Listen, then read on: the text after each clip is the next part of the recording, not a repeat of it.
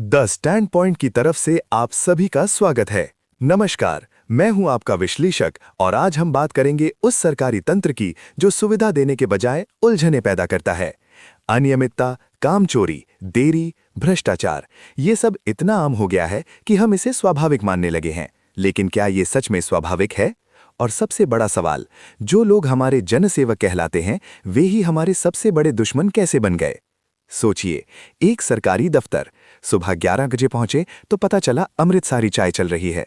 दोपहर 12 बजे, अभी लंच टाइम है, 2 बजे आइए। 2 बजे आए तो फाइल नहीं मिल रही। 3 बजे पता चला साहब मीटिंग में हैं। 4 बजे जवाब मिला कल आइए, आज तो समय हो गया। और अगले दिन वही सिलसिला शुरू। ये किसी एक की कहानी नहीं, ये हर उस नागरिक की कहानी है जो कभी सरकारी दफ्तर के चक्कर लगाता है। लेकिन ये सिर्फ देरी की बात नहीं है, इस देरी के पीछे छिपा है अरबों रुपए का नुकसान।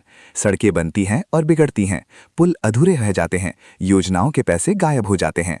सीएजी की रिपोर्ट्स बताती हैं कि हर साल हजारों करोड़ रुपए सिर्फ अनियमितताओं के कारण बर्बाद हो जाते हैं।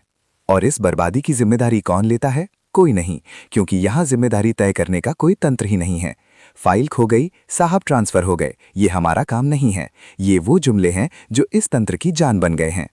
सबसे दुखद बात यह है कि जिन लोगों के लिए योजनाएं बनती हैं, उनकी राय लेना जरूरी नहीं समझा जाता। सरकारी अधिकारी अपने एसी कमरों में बैठकर तय करते हैं कि गांव वालों को क्या चाहिए। नतीजा, वहां स्कूल बन जाता है जहां बच्चे ही नहीं, वहां अस्पताल खुल जाता है जहां डॉक्टर ही नहीं, वहां सड़क बन जाती है जहां आवाजाही ही नहीं। और जब योजनाएं फेल होती हैं तो जिम्मेदारी किसकी? आंकड़ों की? जनता की? नहीं, असली जिम्मेदार वे हैं जिन्होंने जमीन पर उतरे बिना, लोगों से बात किए बिना केवल कागजों पर योजनाएं बना दी। एक और गंभीर समस्या है विभागों के बीच तालमेल का अभाव। बिजली विभाग खंभा गाड़ता है, पानी विभाग पाइपलाइन बिछाता है, सड़क विभाग सड़क बनाता है और फिर दूरसंचार विभाग आता है और वही सड़क तुड़वा देता है। कोई किसी से पूछता नहीं, क्योंकि सबके अपने अपने टारगेट हैं, अपने अपने बजट हैं। जनता की सुविधा किसी के एजेंडे में नहीं। और इस पूरे खेल में सबसे बड़ा खिलाड़ी है भ्रष्टाचार। टेंडर में घोटाला, खरीद में कमीशन, नियुक्तियों में रिश्वत। ये सब इतना आम है कि अब किसी को चौंकता नहीं। सीबीआई की रिपोर्ट बताती है कि सरकारी विभागों में रिश्वत का बाजार गर्म है। लेकिन पकड़ा कौन जाता है? बस कभी कभार कोई छोटा मछली फंस जाता है, बड़े तो हमेशा बच निकलते हैं। इस पूरे तंत्र की सबसे बड़ी कमजोरी है वरिष्ठ अधिकारियों का दुर्लक्ष्य।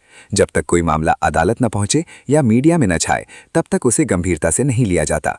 और अगर कोई शिकायत हो भी जाए तो उसका निपटारा कागजी घोड़े नचाकर किया जाता है।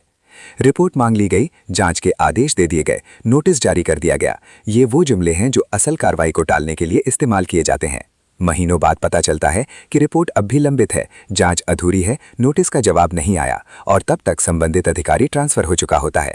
नए अधिकारी को नई फाइलें मिल जाती हैं, पुरानी धूल फांकती रह जाती है। दोस्तों, ये सब बहुत बुरा है, लेकिन सबसे बड़ा खेद का विषय ये है कि यही लोग, यही तंत्र हमारे अपने देश के हैं। ये हमारे ही नागरिक हैं, हमारे ही जनसेवक कहलाते हैं। जब कोई विदेशी ताकत हम पर हमला करती है तो हम एकजुट हो जाते हैं, लेकिन जब हमारे ही सेवक हमारा ही पैसा बर्बाद करते हैं, हमारा ही समय खराब करते हैं, हमारे ही सपने तोड़ते हैं, तो हम चुप क्यों रहते हैं? क्यों इसे स्वाभाविक मान लेते हैं? ये तंत्र हमारा है, ये हमारे टैक्स के पैसे से चलता है, ये हमारी सेवा के लिए है। जब ये अपना कर्तव्य नहीं निभाता तो हमें आवाज उठाने का पूरा अधिकार है। तो आज की बात का निष्कर्ष यही है कि सरकारी तंत्र की ये बीमारी अब और सहन नहीं की जा सकती। अनियमितता, भ्रष्टाचार, दिरंगाई, ये सब अब बर्दाश्त से बाहर है। हमें उन जनसेवकों को याद दिलाना होगा कि वे हमारे सेवक हैं, मालिक नहीं। जब तक हर फाइल का जवाब नहीं मिलता, हर अनियमितता पर सवाल नहीं उठता, हर भ्रष्ट अधिकारी सलाखों के पीछे नहीं जाता, तब तक ये लड़ाई जारी रहेगी। क्योंकि जनता का पैसा, जनता का समय, जनता का विश्वास, ये कोई खिलौना नहीं है। आप सुन रहे थे द स्टैंड पॉइंट पॉडकास्ट, विश्लेषण जो आपको सचेत करता है। अगले एपिसोड में फिर मिलेंगे, तब तक के लिए सवाल पूछते रहिए, जागरूक रहिए। धन्यवाद।